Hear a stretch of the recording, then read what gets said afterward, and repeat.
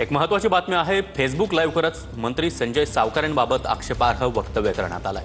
आक्षेपार्ह धमकी देत ॲसिड हल्ल्याची देखील धमकी देण्यात आली आहे। डोंबिवलीमधील भूषण पाटील या संशयितावर आता गुन्हा देखील दाखल करण्यात आला।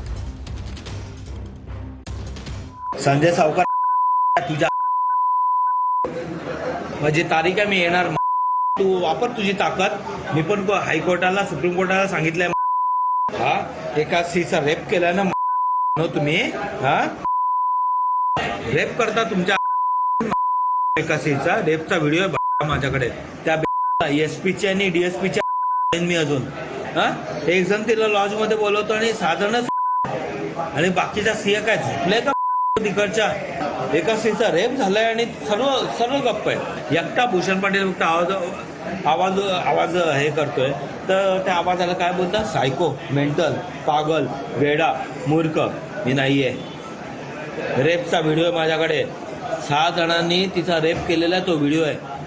पोलीस हादरून जाईल, गव्हर्नमेंट हादरून जाईल। अजून एका पण पोलिसामध्ये हिंमत आणि कुवत नाही तो माझ्या अंगावरती हात टाकेल।